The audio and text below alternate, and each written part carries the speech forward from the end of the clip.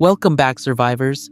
Today's confession comes from deep in the Caribbean wasteland, where crystal waters hide dark secrets. Before the bombs fell, the wealthiest industrialists and politicians built something Vault-Tec never wanted you to know about. Private island bunkers scattered across the Caribbean where the elite could ride out the apocalypse in luxury while the world burned.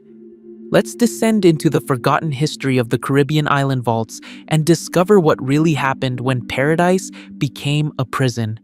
They never told us about the island vaults, not in any Vault-Tec promotional material, not in any government record, not even in the Enclave's encrypted files I found rotting in that bunker off the Florida Keys. But I was there. I saw what they built. I know what happened when the bombs fell and the real America showed its face. My name is Marcus Thorne, and I used to be a maintenance technician for Vault-Tec's Special Projects Division. That's what they called it on paper. Special Projects. Sounds clean, doesn't it? Official. But what it really meant was this. We built the vaults they didn't want anyone to know about. The ones that weren't part of the official 122. The ones where the real power players of pre-war America bought their way into paradise while the rest of the country burned. I'm recording this on a salvaged holotape because someone needs to know the truth. Someone needs to understand what really happened in those tropical fortresses scattered across the Caribbean. Someone needs to know about the empires that rose from the ashes of those forgotten bunkers. It started in 2073, 4 years before the Great War. I was 26 years old, fresh out of Vault-Tec University with a degree in environmental systems engineering. They recruited me straight from graduation. Good pay, they said. Prestigious work. Top secret clearance. I thought I'd won the lottery. I had no idea I'd just signed my soul over to the devil. The first time I heard about the Caribbean Initiative was in a basement office in Vault-Tec's Los Angeles headquarters. My supervisor, a man named Gerald Chambers, slid a manila folder across his desk. Inside were blueprints unlike anything I'd seen in my coursework. These weren't the standard vault designs. These were custom, luxurious, obscenely expensive. Chambers leaned back in his chair and lit a cigarette. The smoke curled around the fluorescent lights above us. He said the Caribbean Initiative was Vault-Tec's most profitable venture, private contracts with what he called persons of significant economic and political importance. Translation? The ultra-rich wanted their own personal apocalypse hotels. Each island vault was custom designed for its owner. Some were built for single families.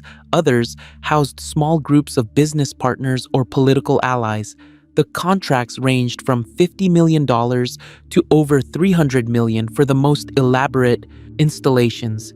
Chambers showed me schematics for one vault on a private island near Puerto Rico that included an indoor tropical garden, a cinema, a wine cellar stocked with pre-war vintages, and living quarters that looked more like a five-star resort than a survival bunker. I asked Chambers why these vaults weren't part of the official societal preservation program. Why hide them? He took a long drag from his cigarette and said something I'll never forget. He said that Project Safehouse was theater, a puppet show for the masses. The real survival plan was always reserved for people who could afford it. The Caribbean was perfect for this scheme. Dozens of uninhabited islands, warm climate, far enough from major population centers to avoid direct nuclear strikes, close enough to old shipping routes for supply deliveries, and most importantly, completely off the grid. No nosy reporters, no government oversight beyond the Enclave members who were already in on the deal, just crystal blue water, white sand beaches, and underground palaces for the privileged few. My first assignment was a vault on an island called Cayo Esmeralda, about 90 miles northeast of Cuba. The client was a man named Jonathan Ashford, CEO of Ashford Petrochemical Industries. Ashford had purchased the entire island in 2068 for $12 million. By the time we started construction in 2074, he'd already spent another $80 million on the vault itself. I spent 8 months on Cayo Esmeralda. The island was small, maybe 2 miles long and half a mile wide. Dense jungle vegetation, beautiful beaches, a small dock on the southern shore where supply boats arrived twice a month. During construction, We had a crew of about 40 people living in prefab barracks. Vault-Tec flew us in on private aircraft and swore us all to secrecy with non-disclosure agreements that threatened criminal prosecution. The vault entrance was hidden beneath a fake maintenance shed near the center of the island. Standard Vault-Tec gear door, but upgraded, thicker, heavier, more radiation shielding. The interior was like something out of a dream, or maybe a nightmare, depending on how you looked at it. The main living area featured marble floors imported from Italy. The walls were paneled in mahogany. Ashford's personal suite had a California king bed, a private bathroom with a jacuzzi, and a study filled with first edition books. There was a full commercial kitchen, a dining room that could seat 20, a gym, a medical bay that would make most hospitals jealous, and a hydroponic garden designed to produce fresh vegetables indefinitely. But here's the thing that made my stomach turn. The vault was designed for exactly 12 people. Ashford, his wife, his 2 children, and 8 hand-picked employees. That's it. $80 million for 12 people, while Vault-Tec's public vaults were cramming 1,000 people into spaces designed for 800. I met Ashford twice during construction. He flew in on his private helicopter to inspect the work. Tall guy, silver hair, expensive suit even in the Caribbean heat.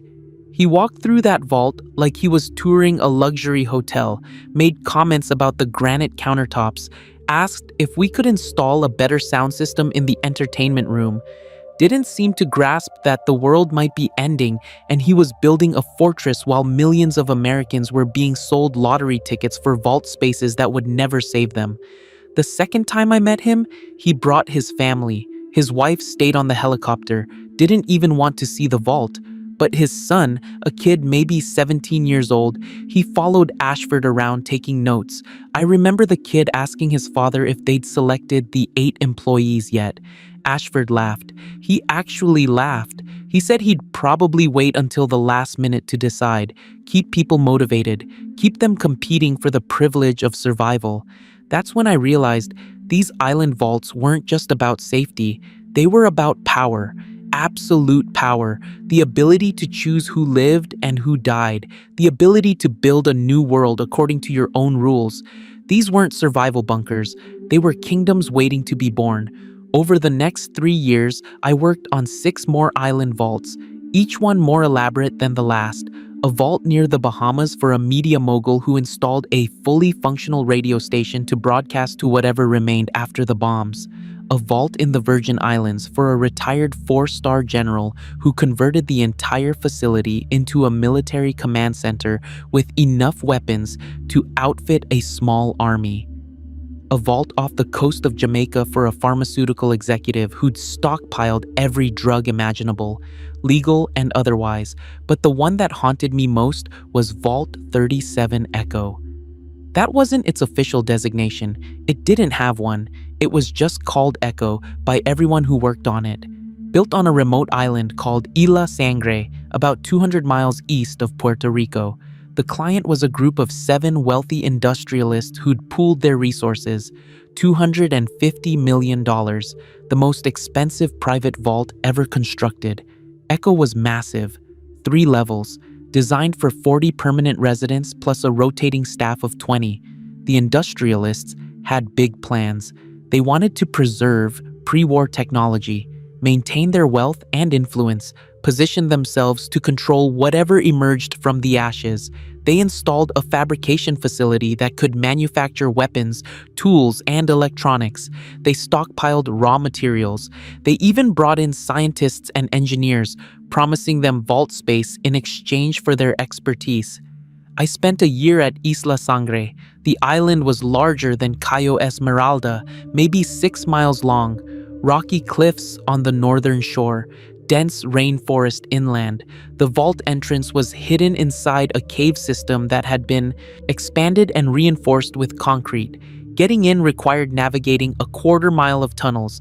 Perfect defensive position. The 7 industrialists visited regularly during construction. I learned their names: Alexander Horn, defense contractor; Patricia Vega, tech mogul; Richard Moss, banking executive; Sandra Chen, pharmaceutical CEO; James Caldwell, oil magnate; Maria Santos, real estate developer; and the group's unofficial leader, a man named Victor Blackwood, who'd made his fortune in rare earth mineral extraction. Blackwood was different from Ashford. Colder, more calculating. He understood what was coming. He knew the Great War was inevitable. He talked about it openly, called it the Great Reset. He said the old world order was corrupt and inefficient, said what was coming would wipe the slate clean, give humanity a chance to start over, with the right people in charge, of course, people like him and his partners. The staff quarters at Echo were comfortable but not luxurious. The message was clear. The industrialists were royalty. Everyone else was there to serve.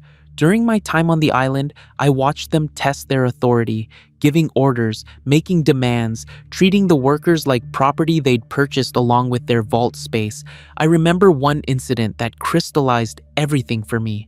One of the scientists, a woman named Dr. Sarah Mitchell, questioned one of the industrialists' decisions. Something about the water recycling system.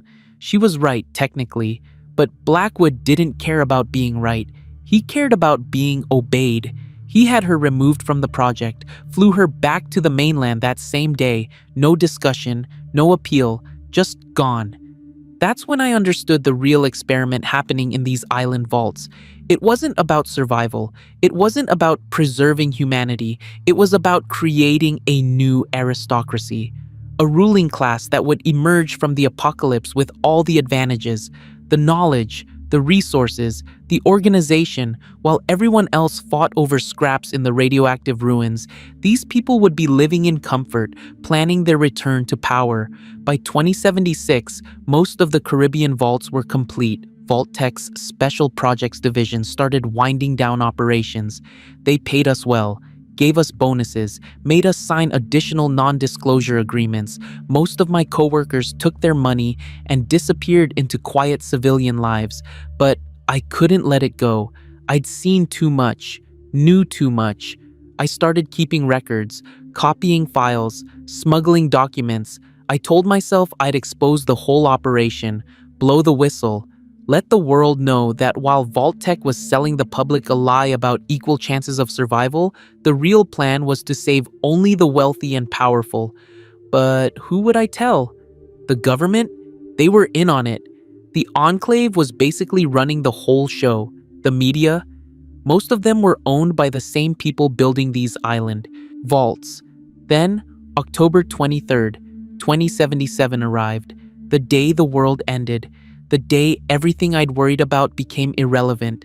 I was in Miami when the bombs fell, working a consulting job for Vault-Tec, helping retrofit an older vault with new environmental systems. I saw the flash on the horizon, felt the ground shake, heard the sirens. Like everyone else, I ran. Unlike most people, I knew exactly where to go. There was an old Vault-Tec supply depot on the outskirts of Miami, not a real vault, just a reinforced warehouse where we stored equipment and materials. But it had thick walls, a basement, emergency supplies. I made it there with about 30 other people. We sealed the doors and waited. 3 weeks. That's how long we stayed underground. When we finally emerged, Miami was gone. Just rubble and ash. The sky was the color of rust. The air tasted like metal and death. Most of the people I'd sheltered with wandered off, looking for family or friends or some reason to keep living. I went south, toward the Florida Keys, toward the islands. If you're still with me after hearing this, hit that like and subscribe button. It took me 3 months to reach the Keys, 3 months of walking through a dead world. The radiation levels were lower than I expected this far south, but the devastation was complete. Small towns reduced to shadows on cracked pavement, bodies that had been people once, now just twisted silhouettes fused to walls and streets. The silence was worst. No birds, no insects, just wind whistling through empty buildings. I survived by scavenging, found a Geiger counter in an abandoned civil defense station, learned to avoid the hot zones, learned which water sources were clean enough to drink, learned that the world had been divided into 2 categories, the living and the soon-to-be dead. I was determined to stay in the first category. The Florida Keys had been hit, but not directly. Most of the damage came from the shockwaves and firestorms that spread south from Miami. Key Largo was a burnt-out shell. Islamorada was underwater. The storm surged from the blasts having reshaped the coastline. But by the time I reached Marathon, I started seeing survivors. Small groups, scared, desperate, already forming the tribes and gangs that would define the wasteland. I avoided them. I had a destination, a purpose. I needed to know what had happened to the island vaults. Had they survived? Were the wealthy industrialists sitting in their underground palaces waiting for the radiation to clear? Or had something gone wrong? I found a boat in Marathon, small fishing vessel that had been blown inland by the surge but was still intact. Took me 2 weeks to repair it enough to be seaworthy, another week to scavenge enough fuel. Then I set out into the Caribbean, heading for the closest island vault I knew, Cayo Esmeralda, Jonathan Ashford's personal paradise. The journey should have taken 6 hours. It took 3 days. Ocean was different now. Strange currents, debris fields that stretched for miles. Twice I saw things moving in the water, large things. I didn't stop to investigate. By the time I spotted Cayo Esmeralda on the horizon, I was sunburned, dehydrated, and half convinced I'd made a terrible mistake. The island looked intact from a distance. The jungle canopy was brown and dying but still standing. The beaches were littered with debris, but recognizable. I anchored offshore and swam to the beach, my salvaged hunting rifle wrapped in plastic to keep it dry. The silence was profound. No waves, no wind, just the sound of my breathing. I found the fake maintenance shed exactly where we'd built it. The door was sealed. The Vault-Tec logo was still visible on the metal surface, though rust had begun its work. I tried the external controls. Dead, no power. That meant either the reactor had failed or someone had shut it down from inside. Neither option was good. It took me 4 hours to bypass the external locks using tools I'd brought from the supply depot. When the massive gear door finally ground open, the smell hit me immediately. Death, decay. Something had gone very wrong inside Jonathan Ashford's $80 million paradise. The interior lights were off. My flashlight beam cut through the darkness, illuminating scenes of destruction. The marble floors were cracked. The mahogany panels were warped and moldy. Water had leaked in from somewhere, flooding the lower sections.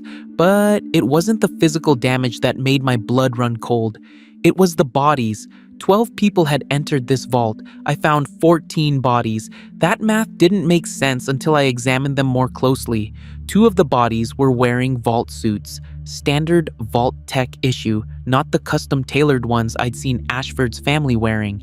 Someone had let in refugees after the bombs fell, or tried to. The 2 bodies in vault suits were near the entrance, bullet wounds in their backs. They'd been shot trying to get in, or maybe trying to get out. I found Ashford in his personal suite. He'd been dead for months, maybe years, hard to tell in the tropical heat, but the bullet wound in his skull was clear enough. The gun was still in his hand. Suicide. On his desk was a handwritten note. The paper was water damaged, but I could make out most of it. They wouldn't stop screaming. Every day, every night, begging to be let in. I thought I could ignore it. I thought I was strong enough. But Margaret couldn't take it. She opened the door, tried to let them in. I had to stop her, had to protect what we'd built. Now they're all dead anyway. The radiation, the disease, the fighting, all dead. We chose 12, just 12, left thousands to die. And for what? This tomb, this expensive coffin, I can hear them still, scratching at the door, screaming my name. I'm sorry. God forgive me. I'm sorry. I found Margaret Ashford in the medical bay. She'd been shot 3 times in the chest. Ashford's son and daughter were in their rooms. Looked like they'd died from radiation sickness. Must have been exposed when Margaret opened the door. The 8 employees were scattered throughout the vault, some dead from radiation, others from violence. One man looked like he'd been beaten to death with a pipe wrench. Cayo Esmeralda had been hell, a pressure cooker of guilt, fear, and desperation. Ashford had built his kingdom and discovered too late that being king of the dead isn't worth much.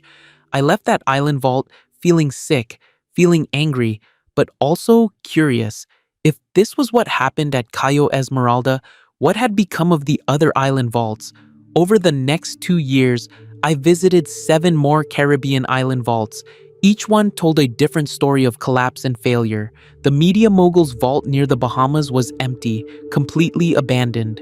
The radio equipment was smashed, the supplies were gone, signs of a hasty evacuation. I never found out where they went. The retired general's vault in the Virgin Islands had become a fortress. The survivors had sealed themselves in and refused to open the door for anyone. I tried making contact, shouted through the external speaker system. Someone finally responded. A man's voice, hard and cold. He said they didn't need anyone from the outside, said they were self-sufficient, said if I didn't leave, they'd activate the external defense systems. I believed him and left. The pharmaceutical executive's vault off Jamaica was the most disturbing. I found evidence of extensive drug experimentation, not on the zombies or ghouls wandering the wasteland, on the vault residents themselves. Looked like the executive had gone mad, started testing his stockpile on the people trapped inside with him. Bodies showed signs of mutation, aggressive tumors, neurological damage. One entire room was filled with what looked like failed cloning experiments, tanks full of malformed flesh. I didn't stay long. But Vault 37 Echo, Victor Blackwood's massive installation on Isla Sangre, that was different. That was where everything changed, where the real story began. I reached Isla Sangre in November of 2079, 2 years after the bombs fell. The island was more intact than the others I'd visited. The rainforest was struggling but alive, mutated. The trees had grown strange bark that looked almost metallic. The undergrowth glowed faintly at night, but life had adapted, survived, even thrived in its twisted new forms.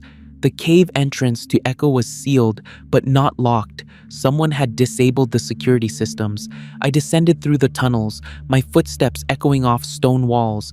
The deeper I went, the more I heard. Voices, machinery, life. Echo was functional, not just functional, thriving. The lights were on. The air filtration was running. I could hear the hum of the fusion reactor deep below. Someone had kept this place alive. Someone had succeeded where Ashford and the others had failed. I was stopped by guards before I reached the main vault door. 4 men in makeshift armor carrying military-grade weapons, Vault-Tec security rifles, laser pistols. They demanded to know who I was, what I wanted. I told them the truth, my name, my history with Vault-Tec, my role in building Echo. They conferred quietly, then one of them spoke into a radio. 5 minutes later, they escorted me inside. The interior of Echo was transformed. The luxury quarters of the 7 industrialists had been converted into a command center. Maps covered the walls, maps of the Caribbean, maps of Florida, maps of Central America. Red pins marked locations, blue pins marked others, green pins marked what looked like trade routes. This wasn't just a vault anymore. It was the center of something larger. Victor Blackwood was still alive, still in charge. He looked older, harder. His silver hair had gone white. His face was lined with scars, but his eyes still held that calculating intelligence I remembered. He greeted me like an old friend, asked about my journey, offered me food and water, then he showed me what they'd built. In the 2 years since the bombs fell, Blackwood and his partners had established an empire. They'd sent expeditions to the other island vaults, salvaged what they could, recruited survivors, established trade networks with settlements along the coasts. They'd positioned themselves exactly as they'd planned, as the new ruling class of the Caribbean wasteland. Blackwood explained his vision over dinner that first night. The old world was gone. The old rules were irrelevant. What mattered now was survival, organization, and control. Echo had all 3. They had technology, they had resources, they had knowledge, they could offer protection, medicine, clean water. In exchange, they expected loyalty, obedience, tribute. He called it the Caribbean Coalition. 7 island vaults had survived to form the core. Echo was the capital. The other vaults handled specialized functions: manufacturing, agriculture, research, military operations. They'd even established contact with some enclave remnants, though Blackwood was careful about that relationship. He didn't want to be anyone's subordinate. I asked him about the people outside the coalition, the wastelanders, the refugees, the survivors barely clinging to life in the ruins. Blackwood's expression didn't change. He said the same thing I'd heard him say before the war: the Great Reset. The strong would survive, the weak would perish. That was nature, that was necessity. The coalition would help those who could be useful. The rest didn't matter. I stayed at Echo for 3 months, watched the coalition grow, watched trading caravans arrive from settlements across the Caribbean, watched Blackwood's influence spread like radiation. The man had built exactly what he'd wanted: a kingdom, his kingdom, and no one had the power to stop him. But I also saw the cracks, the resentment among the lower-tier workers, the fear in the eyes of the tribals who brought tribute, the way Blackwood's partners looked at him when they thought he wasn't watching. This empire was built on sand, on lies, on the same greed and power hunger that had destroyed the old world. It wouldn't last, couldn't last. One night, I broke into Echo's data archives, downloaded everything I could onto holotapes: names, locations, trade routes, military assets, everything. Then I stole a boat and left before sunrise. Some of Blackwood's people saw me leaving. They might have tried to stop me, but I'd helped build Echo. I knew the security systems, knew how to bypass them. I've spent the last 5 years moving between settlements, documenting what I've learned. The Caribbean Coalition still exists, but it's changed. Blackwood died in 2081, killed during a raid by raiders from Cuba. His partners fought over control. The coalition fractured. Some vaults remain allied. Others went independent. A few were destroyed in the fighting. But the legacy remains. Those island vaults created a new ruling class just as they were designed to. Not the industrialists themselves. Most of them are dead now, but their children, their chosen successors. They inherited the technology, the resources, the knowledge. They're building new settlements, new trade empires, new kingdoms in the wasteland. And here's what keeps me awake at night. What if this was always the plan, not just for the Caribbean, but everywhere? What if Vault-Tec and the Enclave designed the entire system to create a new aristocracy? The public vaults were experiments, yes, but maybe the real purpose was to create chaos, to thin the population, to ensure only the right people survived to rebuild civilization. The wealthy industrialists bought their survival. They bought their children's future. They bought the right to rule whatever emerged from the ashes. And we helped them, people like me. We built their palaces. We sealed their doors. We gave them the keys to the kingdom while the rest of humanity burned. If this story has kept you listening this far and you want more of these dark confessions from the wasteland, hit that like button. It really motivates me to create similar Fallout lores. I don't know if anyone will hear this recording. I don't know if it matters anymore. But someone needed to know the truth. Someone needed to understand where these new powers came from. Someone needed to remember that the empires rising from the Caribbean weren't built on courage or ingenuity or survival instinct.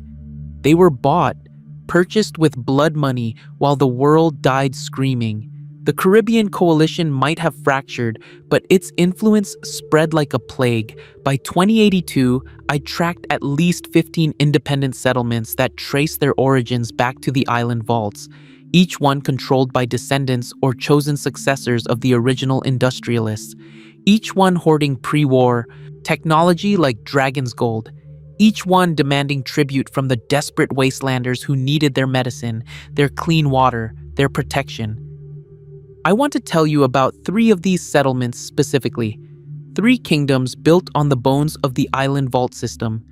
3 examples of what happens when you give absolute power to people who think wealth equals worth. The first was Nueva Paraíso, built on the ruins of San Juan, Puerto Rico. The vault that became its foundation had belonged to Patricia Vega, the tech mogul I mentioned earlier. Vega had died in 2079 during a ghoul attack on one of her supply runs, but her daughter, Isabella Vega inherited control of the vault and everything in it, including the fabrication facility that could manufacture functioning computer systems, communication equipment, and most importantly, weapons.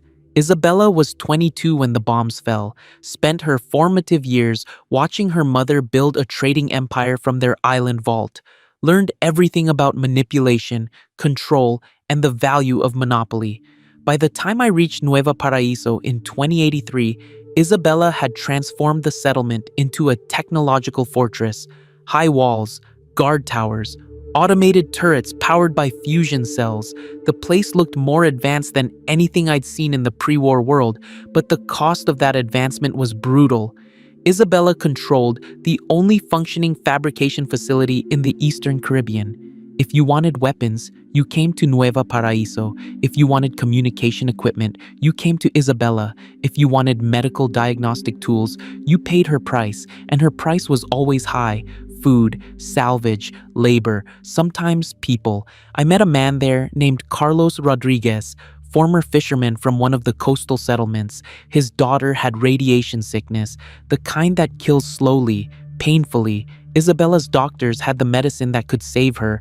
Carlos couldn't afford it.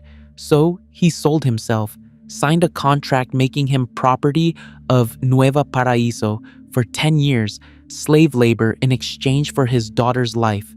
I asked Carlos if his daughter survived. He wouldn't look at me, just shook his head. She died 3 weeks after he signed the contract. The medicine had been defective, old pre-war stock that had degraded past effectiveness. Isabella knew. Her doctors knew. They'd sold it anyway. Carlos was trapped. His contract was legally binding by Nueva Paraíso law. He had 8 more years of servitude for a daughter who died anyway. Isabella Vega had turned her mother's vault into a machine that consumed the desperate and produced wealth. She justified it the same way her mother had, the same way Blackwood had.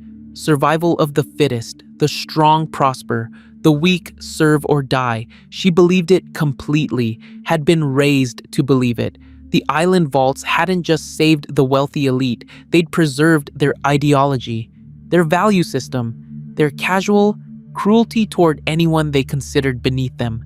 The second settlement was Merchants Haven, located on what used to be a private island near the Turks and Caicos. The vault there had belonged to Richard Moss, the banking executive. Moss himself had died during the early years, killed by one of his own guards during a dispute over food rationing. But his financial systems survived, his records, his understanding of debt and leverage. The people who inherited Merchants Haven weren't Moss's family. They were his former employees, accountants and traders who'd earned their vault spots by being useful. They understood something crucial that most wastelanders didn't. In a world without money, debt becomes even more powerful. Merchants Haven operated as a bank. They loaned supplies, medicine, equipment, anything a struggling settlement might need. The interest rates were reasonable, almost generous, but the terms were ironclad. Miss a payment and Merchants Haven sent collectors, armed collectors. They took what they were owed, plus penalties. Couldn't pay? They took people, sent them to work in the salvage operations until the debt was cleared. The genius of it was that most settlements could never clear their debts. The interest accumulated faster than they could pay, so they remained permanently indebted to Merchants Haven, permanently obligated, permanently controlled. It was slavery with paperwork, exploitation dressed up as legitimate business. I spent 2 weeks at Merchants Haven documenting their operation. Met a woman named Ana Torres who ran their collections department. She'd been a junior accountant before the war. Now she commanded a force of 50 armed debt collectors and controlled the economic fate of 30 settlements. She was 30 years old. Anna showed me their records with obvious pride, explained how they'd adapted pre-war financial instruments to the wasteland economy, futures contracts on salvage yields, bonds backed by settlement production, insurance policies against raider attacks. They'd recreated the entire banking system in miniature, complete with all its predatory mechanisms. I asked Anna if she ever felt guilty, if she ever thought about the people whose lives were destroyed by unpayable debts. She looked at me like I'd asked if she felt guilty about gravity. "This was just how the world worked," she said. "Resources flow to those who manage them best. Capital accumulates where it's most efficiently utilized." She used those exact words, like she was reading from a pre-war economics textbook. The third settlement was the most terrifying. Port Blackwater, built on a heavily fortified island that had once housed the vault of James Caldwell, the oil magnate. Caldwell had survived the initial chaos and died of old age in 2085. His son, Marcus Caldwell, inherited not just the vault, but his father's vision of order through strength. Marcus had converted his father's luxury vault into a military academy. He'd recruited wastelander children, orphans mostly, and trained them from age 6 or 7 to be soldiers. Perfect soldiers, loyal, disciplined, utterly devoted to Port Blackwater and the Caldwell family. By 2086, Marcus commanded a force of over 300 trained fighters, the most professional military force in the Caribbean wasteland. Port Blackwater sold protection. Any settlement could hire their services. For the right price, Port Blackwater soldiers would defend your walls, train your militia, eliminate raider threats. They were effective, ruthlessly so. A settlement that hired Port Blackwater was almost guaranteed survival, but you could never stop paying. Once you brought in Caldwell soldiers, removing them was suicide. They knew your defenses, your weaknesses, your secrets. You were protected, yes, but you were also occupied. I met Marcus Caldwell in 2087. He was 43 years old, military bearing despite never having served in the pre-war armed forces. He walked me through Port Blackwater's training facilities, showed me children practicing small arms drills, teenagers learning tactical maneuvers, young adults who could field strip a laser rifle blindfolded. Marcus believed he was saving civilization, building the foundation for a new society based on law and order. He didn't see the irony, didn't understand that he'd created a system where peace required permanent military presence, where security meant surrender.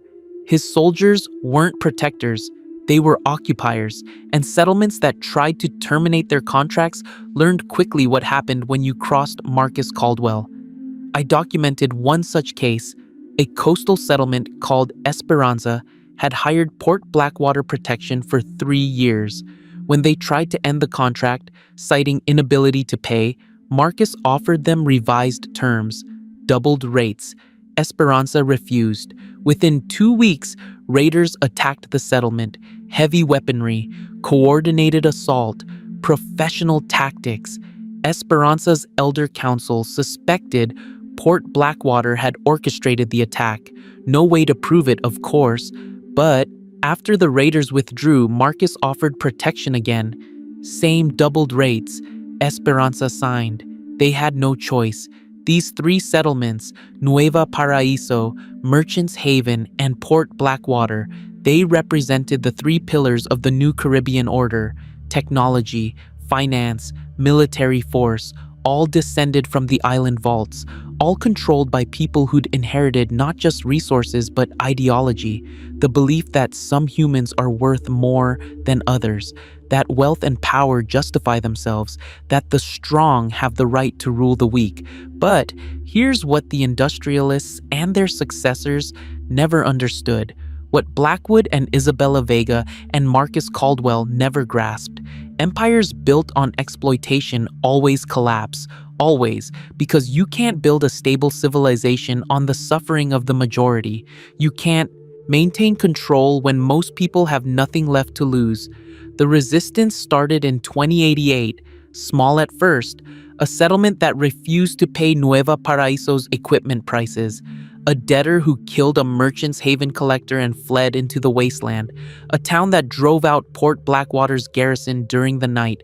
Individual acts of defiance, desperation, but desperation spreads.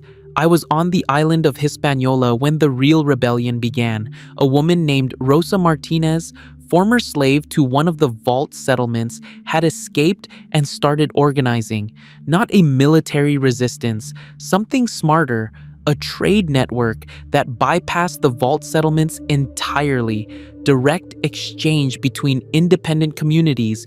No middlemen, no tribute, no debts. Rosa understood what the vault settlements feared most. Not violence, not raiders, but irrelevance. If Wastelander communities could survive without Nueva Paraíso's technology, without Merchants Haven's loans, without Port Blackwater's protection, then the entire system collapsed.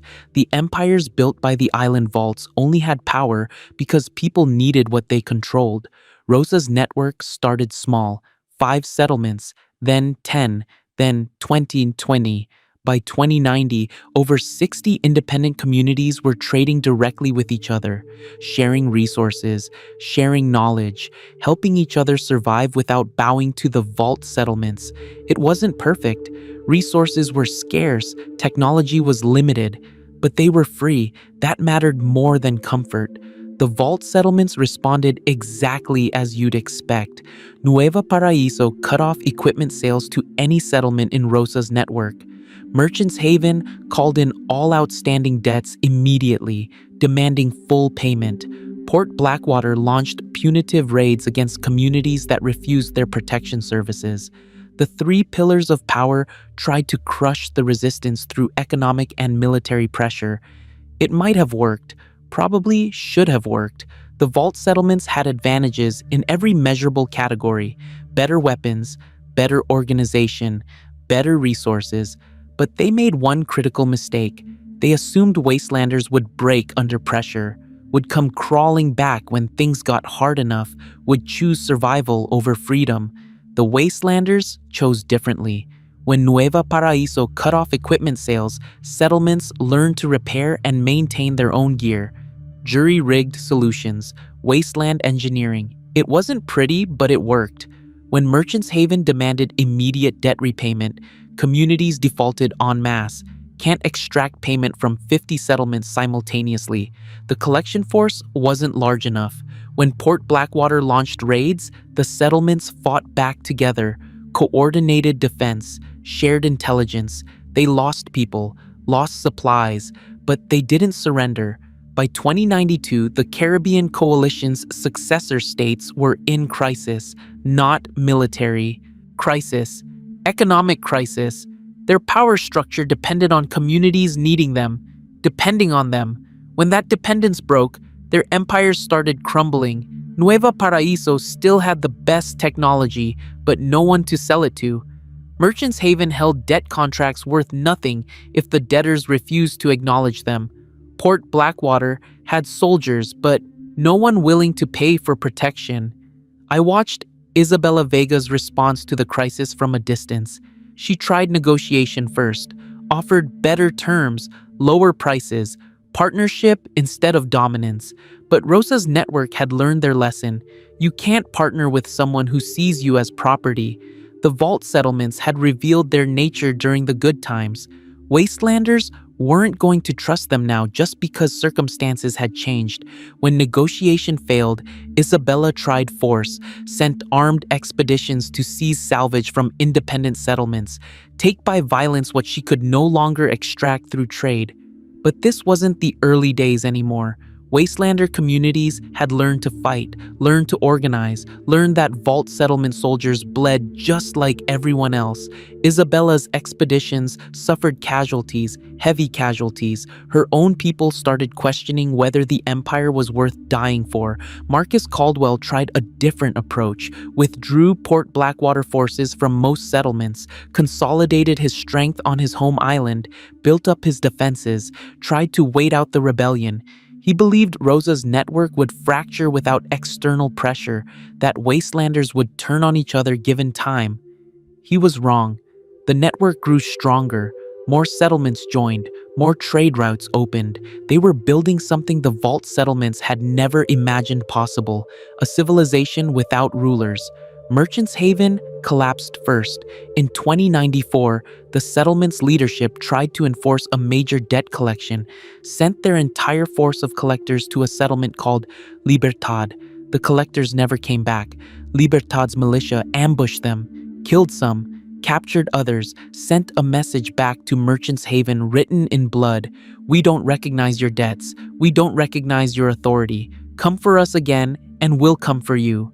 Without enforcement capability, Merchants Haven's entire economic model failed. Debt contracts became worthless paper. The accountants and traders who'd run the settlement had no other skills, no way to survive without the exploitation system they'd built. Within 6 months, Merchants Haven was abandoned. The people scattered. Some joined Rosa's network. Others fled to the remaining vault settlements. A few tried to establish new operations elsewhere. None succeeded. Nueva Paraíso lasted longer. Isabella Vega was smarter than most of her peers. She recognized that the old system was dying, started making genuine compromises, opened her fabrication facilities to train Wastelander technicians, shared knowledge instead of hoarding it, lowered prices to sustainable levels. For a while, it looked like Nueva Paraíso might transition peacefully into Rosa's network. But ideology dies hard. Isabella's inner circle couldn't accept equality with Wastelanders, couldn't surrender the privileges they'd grown up with. In 2097, hardliners within Nueva Paraíso staged a coup, killed Isabella, tried to restore the old order. The resistance's response was swift and brutal. 3 settlements in Rosa's network launched a coordinated assault on Nueva Paraíso. They breached the walls, captured the fabrication facility, distributed the technology to everyone who'd been denied it for decades. Port Blackwater was the last to fall. Marcus Caldwell had prepared for siege. His island fortress was impregnable by any force the Wastelanders could assemble. He had supplies for years, trained soldiers who'd never known anything but military discipline, automated defenses that could repel any conventional assault. He believed he could outlast the rebellion, wait for Rosa's network to collapse under its own weight, then rebuild the empire his father had envisioned. But Marcus made the same mistake every tyrant makes. He forgot that his soldiers were human, that even perfect discipline has limits, that loyalty based on indoctrination rather than choice is fragile when tested. The end came from within. A young officer named Daniel Reyes, 24 years old, raised in Port Blackwater's military academy since age 7. Daniel had been sent on reconnaissance missions to the independent settlements, had seen how people lived outside the vault system, had talked to people who made their own choices, who weren't slaves to debt or technology or military occupation. Something in him shifted. Daniel started quietly talking to other soldiers, asking questions. What were they fighting for? Who were they protecting? Marcus Caldwell's vision of order or their own freedom? The conversation spread. Doubts multiplied. By 2099, Marcus had a rebellion brewing in his own ranks.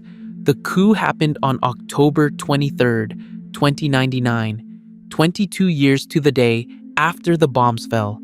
Daniel and 60 other soldiers seized control of Port Blackwater's command center, locked down the automated defenses, demanded Marcus Caldwell surrender, and faced trial for crimes against the Wastelander communities. Marcus refused, barricaded himself in the old vault section with his most loyal troops. For 3 days, Port Blackwater tore itself apart in civil war. Soldier fought soldier in the corridors where Marcus's father had once hosted pre-war parties. The fabrication facilities I'd helped build decades ago became battlegrounds. The luxury suites became tombs. Marcus Caldwell died on October 26th, not in battle. He took his own life when it became clear his loyalists couldn't hold, left a final message that I managed to obtain years later.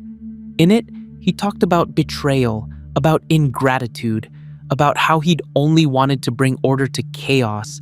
He never understood, never grasped that order built on oppression isn't order at all. It's just slow-motion violence. With Port Blackwater's fall, the last of the major vault settlements was gone. The Caribbean Coalition's successor states had all collapsed. The empires built on island vault wealth had crumbled. But that wasn't the end of the story. It was just the end of one chapter. Rosa Martinez's network evolved into something called the Free Caribbean Alliance, not a government exactly. more like a confederation of independent settlements that chose to cooperate. No central authority, no ruling class, just mutual aid and voluntary association. It wasn't perfect. Nothing ever is, but it was built on fundamentally different principles than the Vault settlements. I attended the Alliance's first major gathering in the year 2000. Over 200 settlements sent representatives to an island near Cuba. They met in the ruins of an old resort, sitting on salvaged furniture under a sky that still carried traces of radioactive dust. No one person controlled the meeting. Decisions were made collectively. Resources were shared freely. Knowledge was considered common property. Rosa Martinez spoke at that gathering. She was 48 years old, scarred and weathered by decades in the wasteland. She talked about what they'd accomplished, how communities that the Vault settlements had considered worthless, disposable, had built a civilization without masters, without exploitation, without the lie that some people deserve paradise while others deserve ashes. But she also warned them. The ideology that created the island vaults hadn't died with those settlements. It still existed, in scattered groups, in individuals who'd escaped the collapses, in anyone who believed that wealth and power justified themselves, that some humans were worth more than others, that the strong have the right to rule the weak. That ideology would resurface. It always did. The Alliance had to remain vigilant. She was right. I've spent the last 25 years traveling the Caribbean, documenting the aftermath. The Vault settlements are gone, but their legacy remains. There are still communities built on exploitation, still people trying to recreate the old hierarchies, still those who dream of becoming the new aristocracy. I found one such group in 2007, a settlement called New Providence on a fortified island near Nassau. The leaders were descendants of Vault settlement refugees. They'd learned from their predecessors' mistakes, used softer methods, prettier words. Instead of demanding tribute, they offered partnerships. Instead of enforcing debts, they created dependencies. Instead of occupying settlements, they installed advisors. But the core was the same, the belief that they were better, more capable, more deserving. They saw the Alliance as chaos that needed ordering, saw freedom as inefficiency that needed correction. They were patient, willing to wait, to slowly rebuild the power structures their parents had lost, to create a new empire that would be more subtle, more insidious, more permanent than the crude domination of the early Vault settlements. I tried to warn Alliance communities about New Providence, showed them my documentation, explained the patterns I'd seen. Some listened, others didn't want to believe it. They'd fought so hard to break free from the Vault settlements. They couldn't accept that the fight wasn't over, that it might never be over, that every generation would have to choose between freedom and domination, between cooperation and exploitation, between seeing others as equals or as resources. There are days I wonder if any of this matters, if anyone will care about these recordings. The Caribbean is just one small part of a devastated world. What happened here with the island vaults, what's happening now with their legacy, it's probably playing out everywhere. Wherever people survived with resources and power, wherever people survived with nothing but each other, these same conflicts are burning. But then I remember something Rosa Martinez said to me personally, shortly before I left the Alliance gathering in 2000. We were sitting on a beach watching the sunset. The sky was still wrong colors from the radiation. The water still carried traces of fallout, but it was beautiful in its own broken way. Rosa told me she didn't know if the Alliance would last, didn't know if humanity would ever truly learn from its mistakes, but she knew that the fight was worth having, that every time people chose cooperation over domination, freedom over control, they pushed the world a little bit towards something better. Even if that progress was temporary, even if it had to be fought for again by the next generation. She asked me what I was going to do with all my documentation, all my recordings, all my evidence of what really happened with the island vaults. I told her I didn't know. Who would care about the confessions of an old maintenance technician? Who would want to hear about pre-war corruption and post-war rebellion? Rosa smiled. She said someone would care. Someday. Maybe not today, maybe not for decades, but eventually someone would need to know, would need to understand where these patterns came from, would need evidence that resistance was possible, that empires built on exploitation always fall, that people can build something better if they're willing to fight for it. So I've kept recording, kept documenting. This holotape you're hearing now is part of a collection, dozens of recordings, hundreds of hours, testimony from survivors, evidence of crimes, documentation of resistance, the complete history of the Caribbean island vaults from construction to collapse. I'm old now, 73 years old in a world where most people don't see 50. The radiation's caught up with me, got maybe a year left, the doctors say, less if I'm unlucky. I've hidden copies of my recordings in locations across the Caribbean, in old Vault-Tec facilities, in alliance settlements, in places I hope will survive whatever comes next. If you're hearing this, you found one of those copies. That means you were looking. That means something about this story called to you. Maybe you recognize the patterns I've described. Maybe you're seeing the same dynamics play out in your own time and place. Maybe you're wondering if resistance is possible, if change is achievable, if the empires of your era can fall like the island vault settlements fell. I can't answer those questions for you.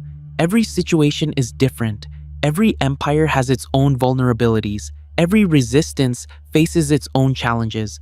But I can tell you what I learned from watching the rise and fall of the Caribbean Coalition's successor states. First, empires built on exploitation are inherently unstable. They require constant enforcement, constant violence, constant pressure to maintain their hierarchies.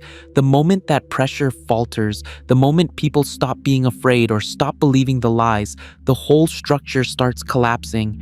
The vault settlements looked invincible until suddenly they weren't. Second, resistance doesn't require matching your oppressor's strength. The Wastelander communities never had better weapons than Nueva Paraíso, never had more resources than Merchant's Haven, never had more soldiers than Port Blackwater. What they had was numbers, determination, and the realization that they didn't need what the vault settlements were selling. Sometimes the most revolutionary act is just refusing to participate in your own exploitation. Third, ideology is more dangerous than weapons.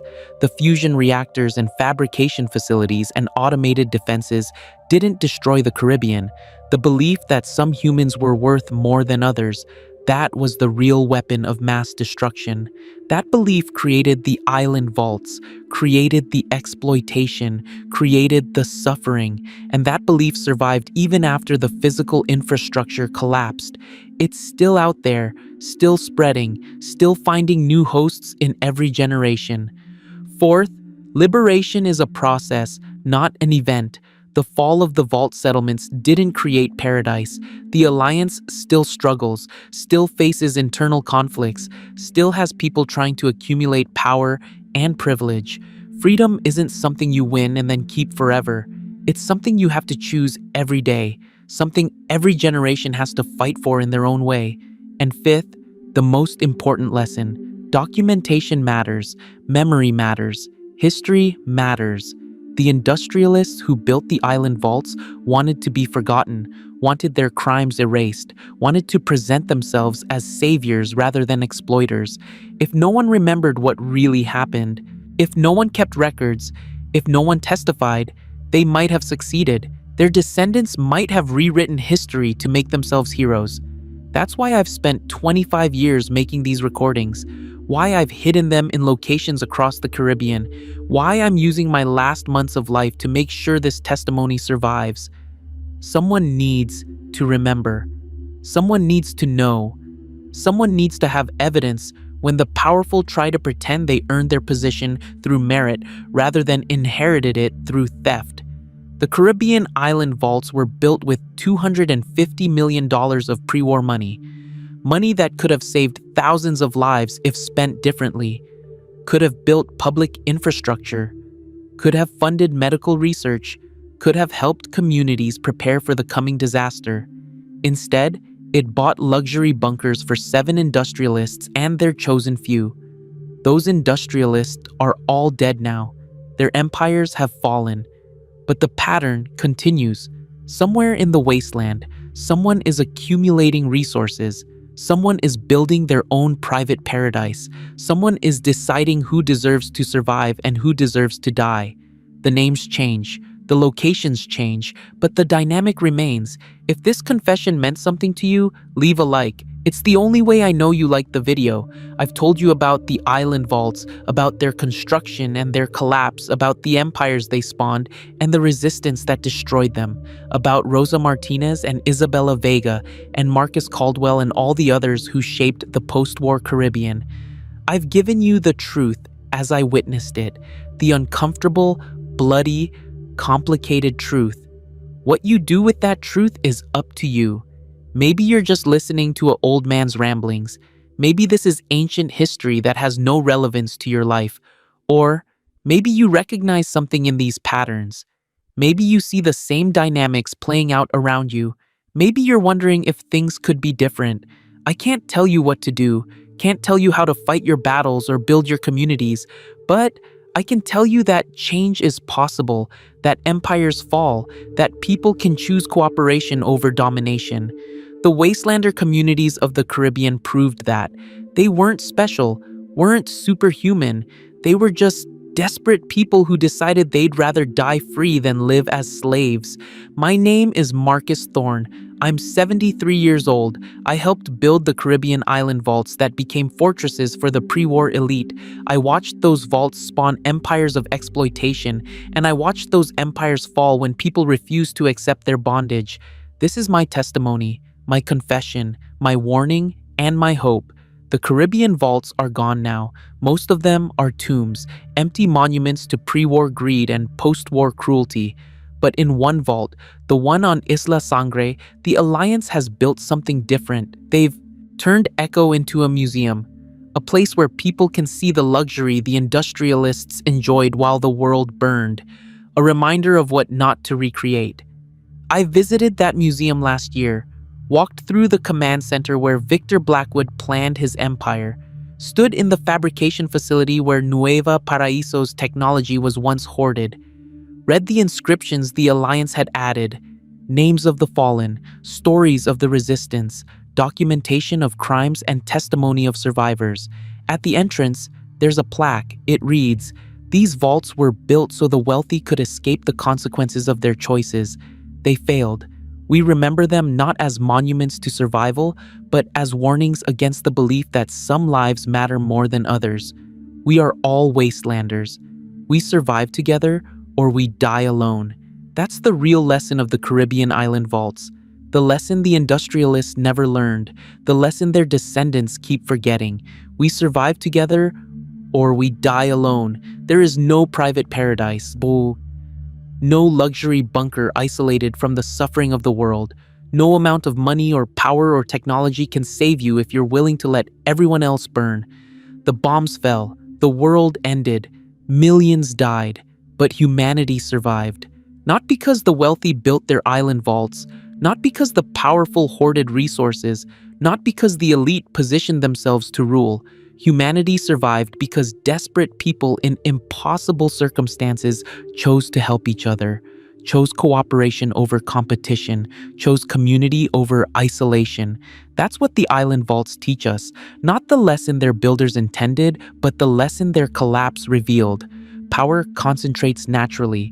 Exploitation requires constant work. Freedom requires constant vigilance. And the choice between building empires or building communities is a choice every generation faces anew. I've made my choice, spent my life documenting the truth, trying to ensure the crimes of the past are remembered so they're not repeated in the future. Now I'm at the end. Time's running out. This is probably the last recording I'll make. To whoever finds this, whoever hears my voice decades or centuries from now, thank you for listening. Thank you for caring. Thank you for believing that the testimony of one old maintenance technician matters. Maybe my recordings will help you. Maybe they'll just be curiosities. Either way, I've done what I could. The Caribbean island vaults were private bunkers for the pre-war elite. They spawned empires of exploitation that ruled the wasteland for decades. Those empires fell when people refused to be ruled. That's the story. That's the truth. That's my confession. Remember it, learn from it, and when you face your own choice between empire and community, between domination and cooperation, between treating others as resources or as equals, remember that empires fall. Always, eventually. The only question is how much suffering they cause before they do. The holotape is almost full. My time is almost gone. I have nothing left to say except this. The world ended once. It can end again, or we can build something better, something worth surviving for, something that doesn't require fortresses and armies and exploitation to sustain itself. The choice is yours. It always has been. The island vaults were built on the lie that some people deserve paradise, while others deserve ashes. Don't believe that lie. Don't repeat that mistake. Build something better for everyone, together. This is Marcus Thorne, signing off. Good luck out there in the wasteland. And remember, we survive together or we die alone.